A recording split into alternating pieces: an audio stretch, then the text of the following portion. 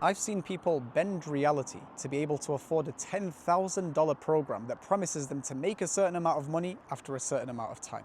And so they ask their parents for money, they ask to borrow from their friends, they sell their assets, their car, their crypto, all so that they can buy this program and maybe make a bit of money in the future if everything goes well.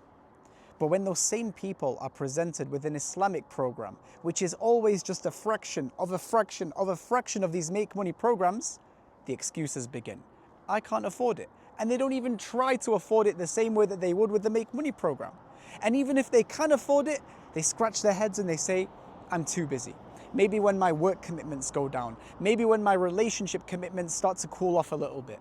And so the list of excuses continue and continue and continue, and they don't end up buying the Islamic program at all, whereas they would do everything to be able to afford the make money program.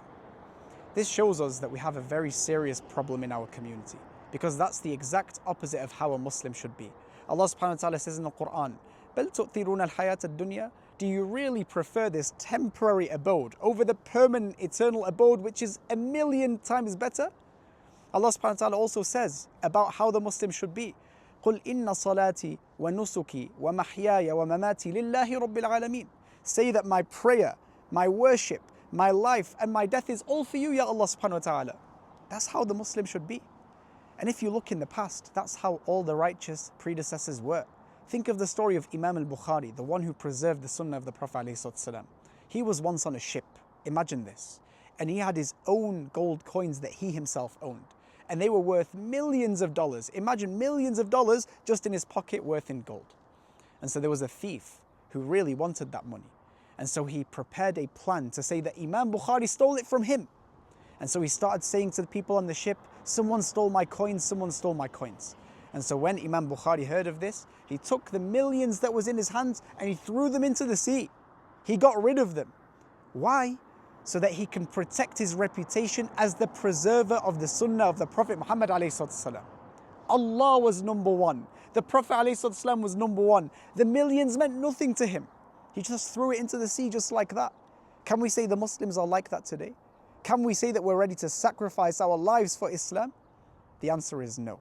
And that begs the question, why is this not the case? And this is what you might be thinking right now at home. You might be thinking, why are the Muslims like that? Let me tell you something. I promise you, it's not Islam that's the problem, it's your understanding of Islam. Really ask yourself, if I had a make money course in front of me and an Islamic course, which one am I leaning towards more? If it's the make money course, realize that Islam is not the problem. It's your understanding of Islam. Let me explain. Think of the companions of the Prophet ﷺ. They sacrificed everything for Islam. Imam Bukhari sacrificed everything for Islam. Every generation, the righteous Muslims sacrificed everything for Islam. And that's why me and you can say that we're Muslim 1400 years later. For an idea to be something that you sacrifice your life for means that this idea must be powerful. It must be inspirational. It must be motivational. It must be something that you fall in love with. And so if you do not have that connection to this idea, which is Islam, which is divine, it came from Allah, it changed the world, then that's not because of Islam. It's because of your understanding of Islam.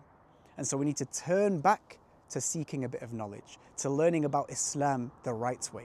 You see, Islam is for everyone. It's not just for students of knowledge. If you want to be a doctor or an engineer or a business owner, whatever you want to do in life, there is a way to shine Islam through every path that you do in life. There's a way to be inspired by Islam in every path that you choose in life. And that comes by understanding the roots of Islam.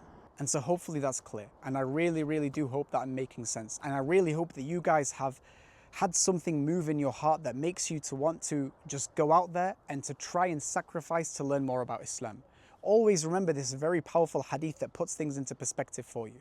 The Prophet ﷺ, he said, "Man ahabba dunyahu adarra bi akhiratihi." Whoever loves his dunya has harmed his akhirah. Then he said, whoever loves his akhirah harms his dunya. Meaning that loving the akhirah comes with a bit of sacrifice. It might be financially to afford a program. It might be giving up something in your life just so that you can, stick to the halal and avoid the haram. Whatever it is, your dunya will be affected negatively.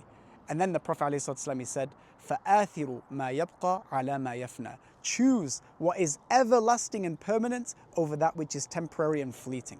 Does that make sense?